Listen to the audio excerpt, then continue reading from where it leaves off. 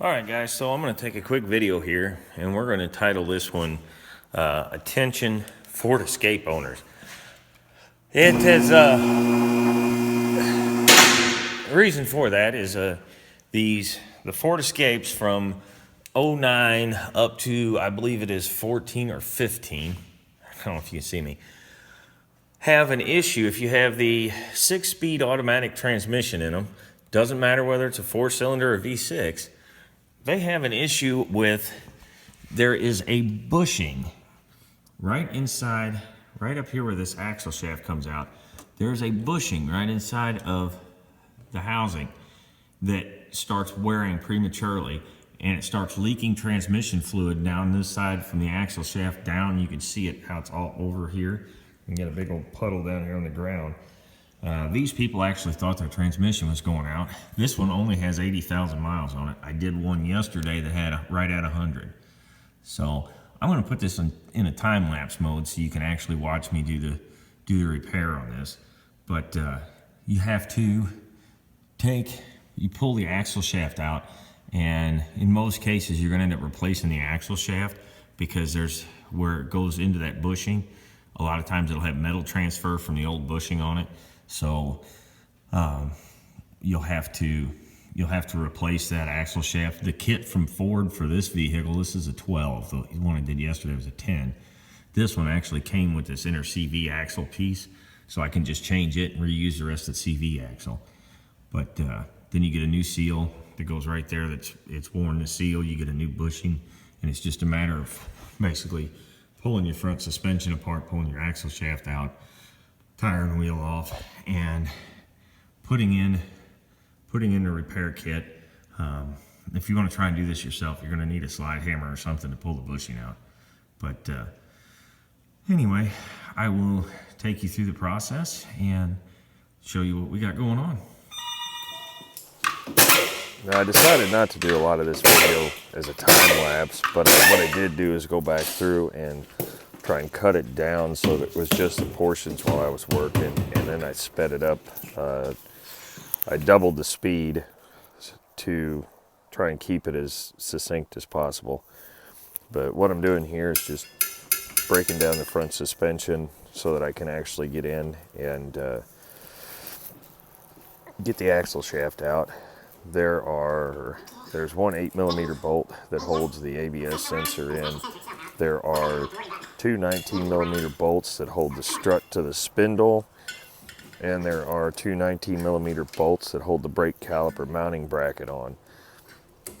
The easiest way to pop them out is with an impact, and then just make sure you have something handy. You'll see me grab a C-clamp and I'll compress the brake caliper a little bit so it's easier to put back on, and then I'll hang it up out of the way. Just make sure you have something to hang it on. You don't want it dangling from the brake line.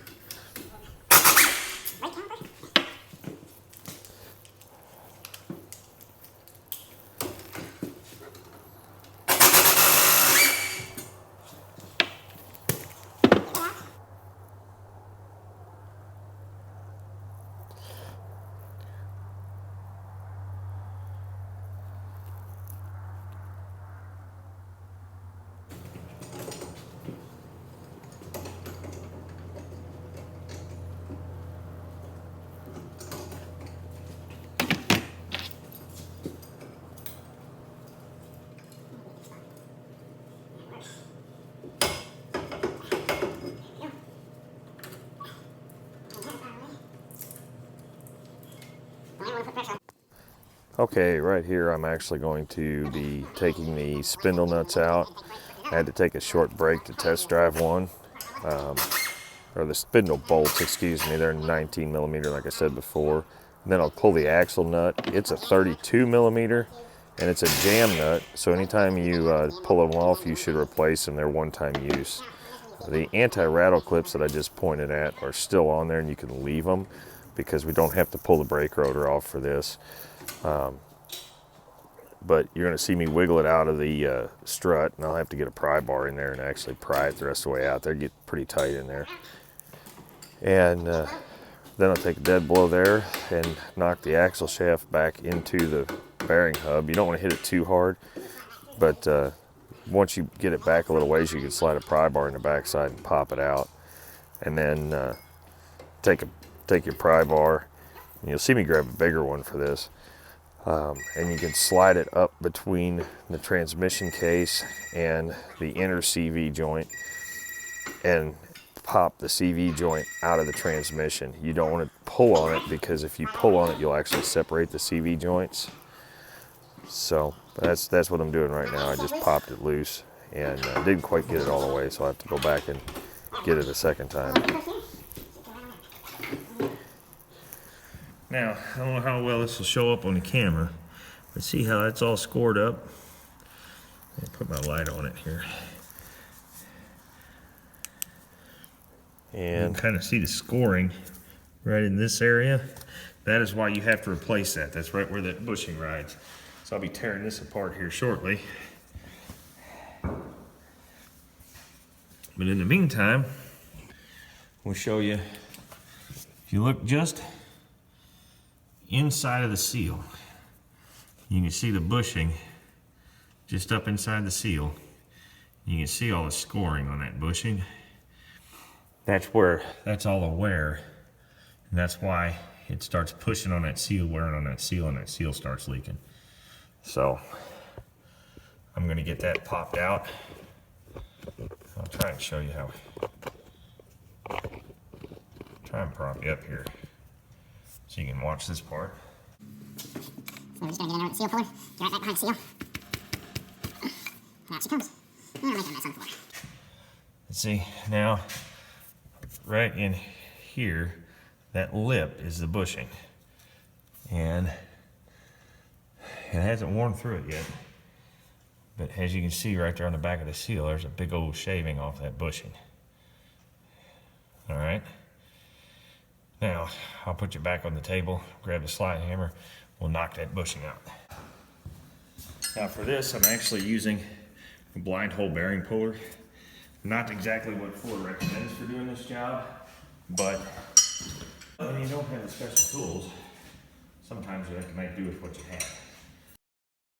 now here I'm just getting the bearing puller on the slide hammer set up. You'll see me take a bungee cord here in just a second once I get it slid in there, and I'll actually bungee cord that to the spindle. That way it'll stay straight while I use the wrenches to expand it the rest of the way once I've slid it through the bushing.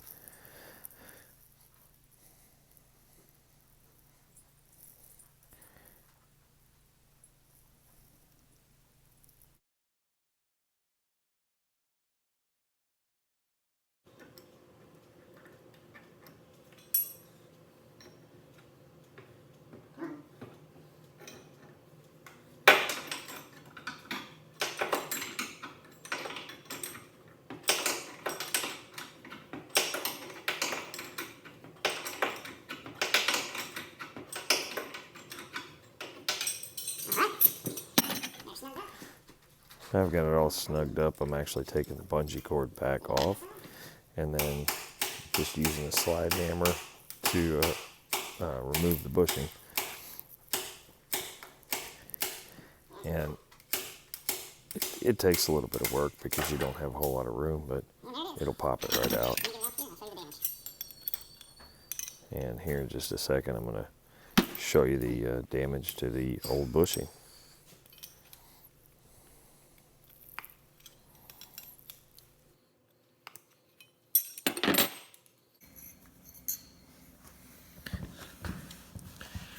Okay, get you up here where it'll hopefully focus.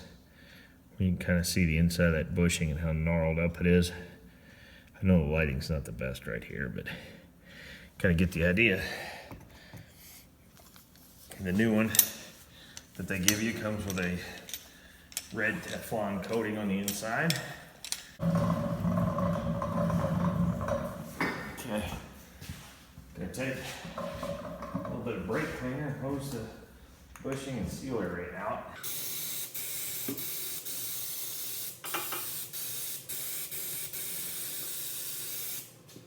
And don't worry, we're going to drain the transmission and clean it out too. So before anybody gets too worked up,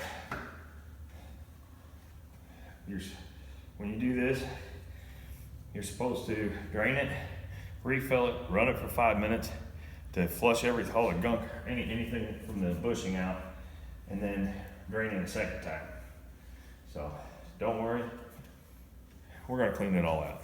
Now, that's done. I'm gonna go get the new seal. Okay.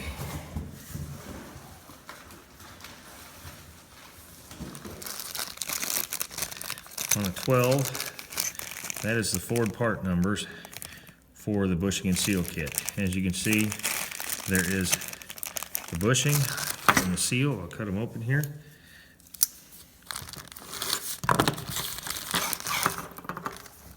That one looks lovely. I think it drew some moisture at some point, but it'll be all right. We'll clean her up. Just a little bit of... See the red Teflon coating? What I'm holding here is my redneck bushing driver. All it is, nice stout heavy flat washer. The nut on the outside I wrapped in electrical tape so I can slide the bushing over it. It won't damage it. And that'll give me a nice, I can hit back here and it'll drive it in nice and flat since I don't have a bushing driver for this particular application. So, we're gonna, a little bit of oil on the outside of it. Here I'm just driving the bushing in, just make sure you get it started square. And then you can just drive it right on in. Then I'm going to show you here in a second, but use the Permatex Ultra Slick Engine Assembly Lube, and I put a little bit of that lube on the inside of the bushing just to help protect it.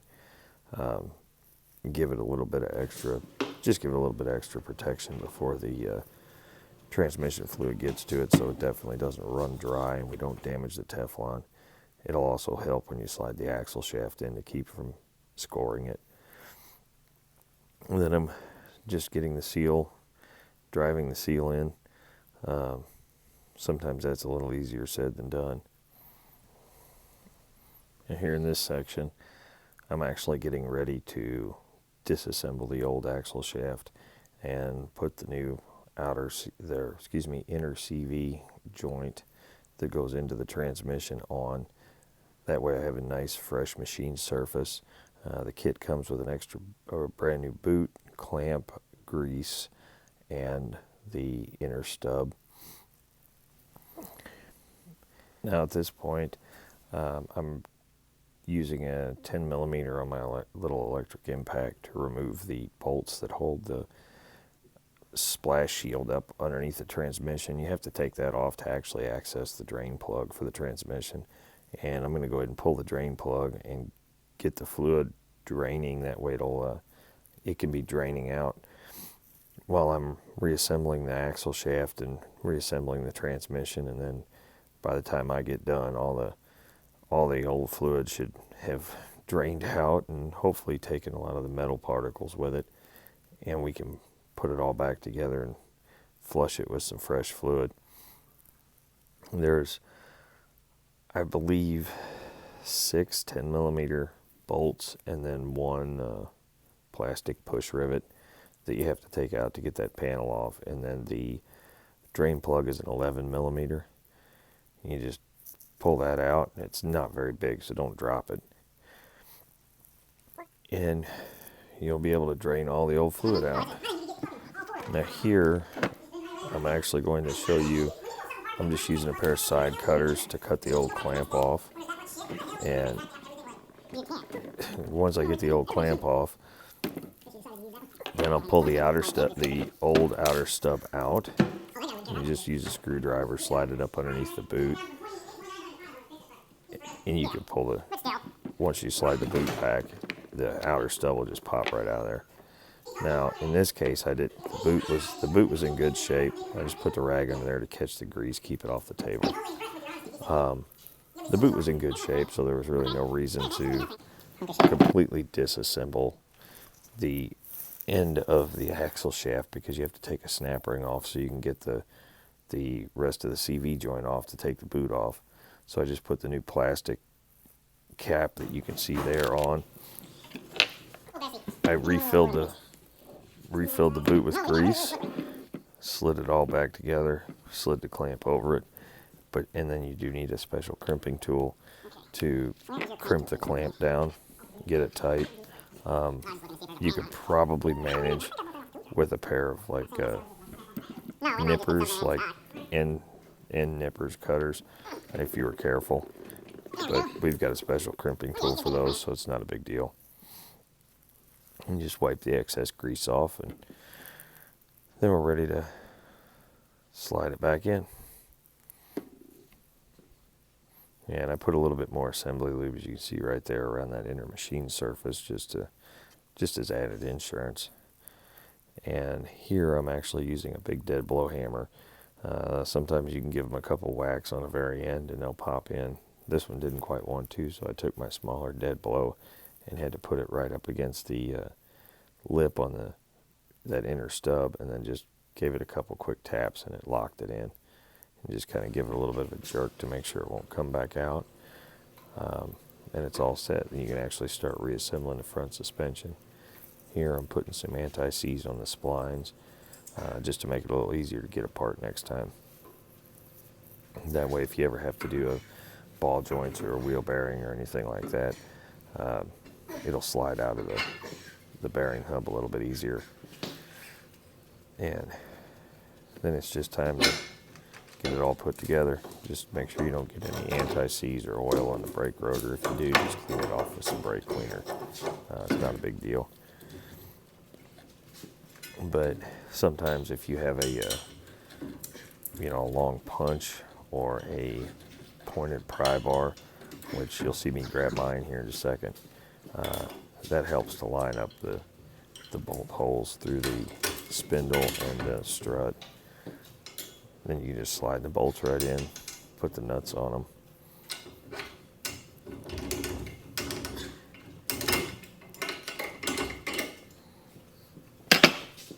And that'll be ready to go back together. That one took a little bit of beating to get it the rest of the way through.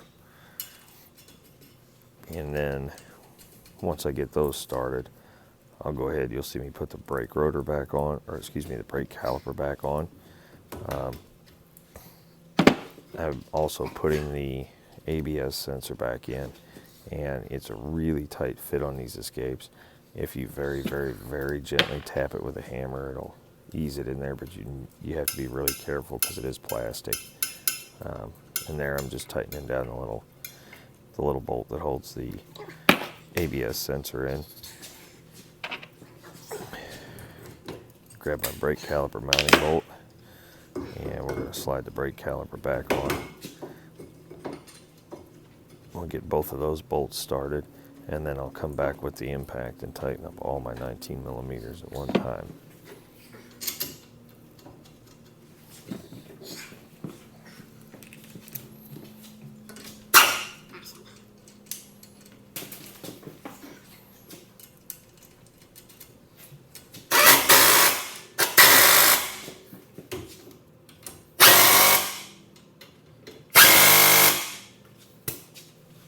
Okay, you'll see me do my post-assembly check here.